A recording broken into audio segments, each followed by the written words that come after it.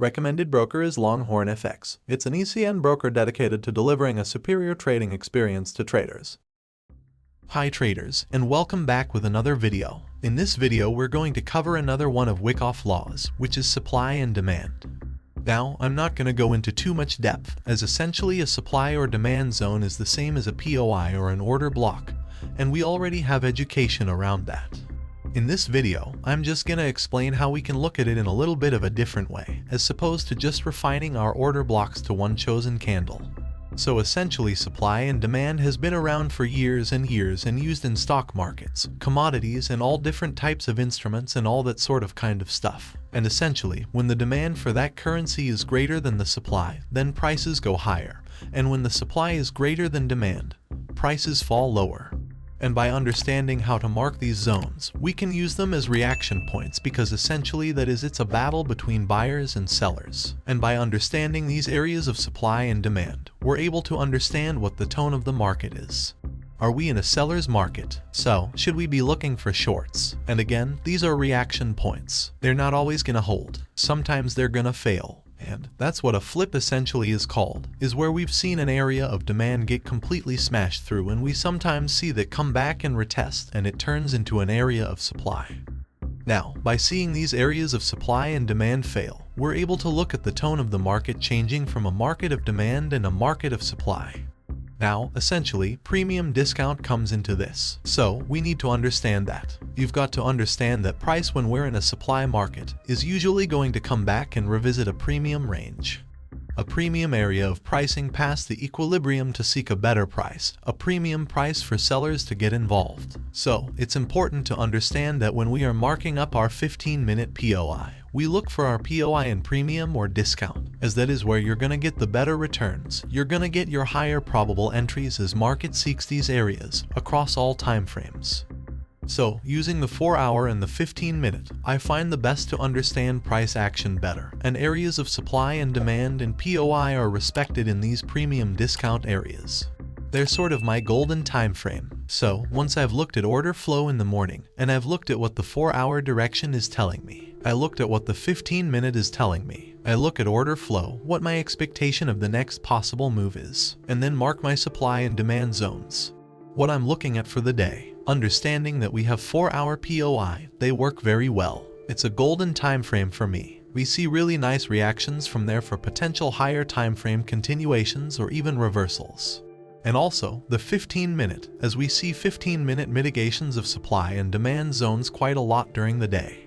And also, looking at the 5-minute, if we have come out of a 15-minute or a high time POI, or area of supply and demand, we're able to then wait for further confirmation. See a 5-minute break of structure, a new 5-minute area of demand or supply created, and then we look for a lower time frame shift from that newly created 5-minute order block.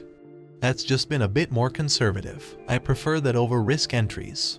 It's essentially a confirmation within a confirmation. Essentially, what we need to understand is when we are looking for 15-minute supply and demand zones, or for our order blocks, whatever you want to call it, it also essentially means the same thing.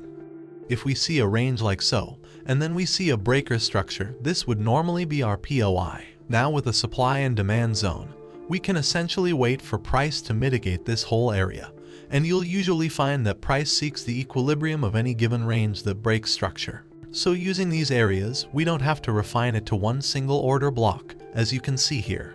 The reason why I've started with some examples and trades is to show you how we're able to identify these.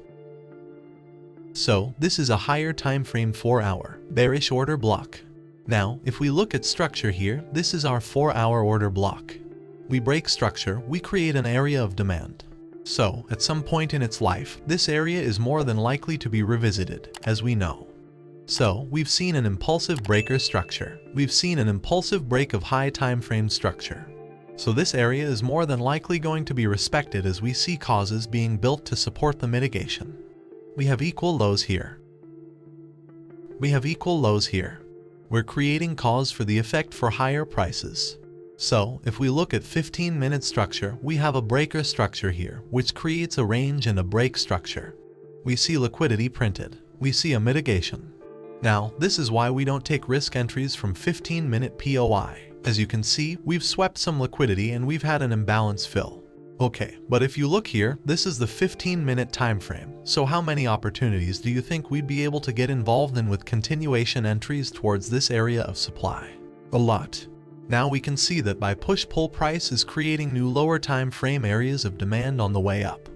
Now you can see here, we had a break of structure create a high. We then failed to make a new high, which is our mitigation. We broke swing structure, creating a new area of supply. We've seen 1, 2, 3 touches. Sometimes we'll see that. You'll see multiple retests, almost like a supply and demand zone. Now we're able to use our low time frame confirmations and trend shifts and all the other concepts that we look at to understand of where the liquidity is going to be ran, or we're able to catch some short-term moves. Now, as you can see, we have printed liquidity, as we've seen in mitigation away from this area of supply, which is a cause for higher prices in the future.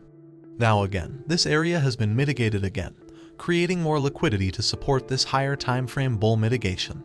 So, we can get involved in longs. From here, we've got an area of supply here where we can get involved in shorts. We come back and mitigate this area. As you can see, we started to break structure coming down, so there would have been opportunities to go long. Now we're also printing higher low. We're creating costs for lower prices, so we've got motive for bearish prices. Now, again, we've got an area of demand here. We break structure. We have a range. This is why you're able to hedge. Now, this is the 15-minute. Obviously, I don't take 15-minute risk entries. But again, structure is structure. I've seen a lower time frame trend shift. We've seen some liquidity built down. You can get involved in a trade. Now, this is a risk entry in the 15-minute, still providing a 1 to 14 return. So, we know that price is likely to go back to here. We see the cause. The effect is bearish prices. So essentially, this is an area of demand. We break structure, we range, we see mitigation and continuation. Spartan Trading Academy. For several months we have worked consistently to create it, and it's finally available for you. This academy will include more than 30 videos that will cover market structure, price action, chart patterns, advanced supply and demand, and much more. Check the link on the description of this video to join. Then we see this area fail. So, this is telling us that we're likely to see sellers step into the market. So, what we essentially see now is a fresh area of supply created. This area here. We break significant structure here. We did break this structure, and this structure, and we've got cause for the mitigation. So again, just looking at pure risk entries, we could have bought from here and got involved in continuation entries in the lower time frames, and we can sell from here. Now, these supply-demand zones are changing all the time, and we can see that whether they're being respected and whether they're not being respected, they're being completely smashed through. So, these reaction points from 4-hour POI or 15-minute POI, you're going to be able to build your trade ideas based on that reaction as long as it meets your criteria. Essentially, we've broken swing structure, creating a new lower low, and we've got a lower high. We see a range breaker structure, motive for mitigation, motive for lower prices, and we just continue with the flow of the market. So again, I didn't want to go into too much depth as it's actually quite a simple concept to understand, and that's something that I trading supply demand a long time ago before I came into the finer details of smart money and Wyckoff and lower time frame executions. But essentially the key things to remember is we either see an impulsive move away from a range or an area that breaks significant substructure or swing structure, and then we look for cause for that mitigation. And then what we see is we can have a trade towards it, as we know that we can follow that high time frame liquidity, or we wait for the reaction and trade the reaction.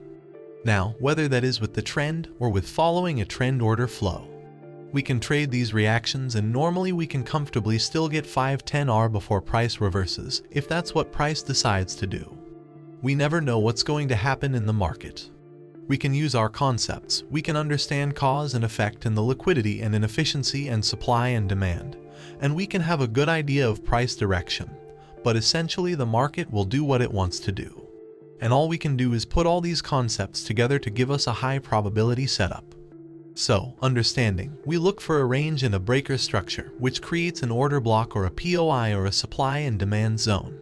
We look at the bigger picture. Mark your 15-minute expectation order flow to understand what is happening. because the 15-minute time frame is going to be one of your golden time frames. So, I want you to spend some time looking at structure, zooming out, understanding what is happening.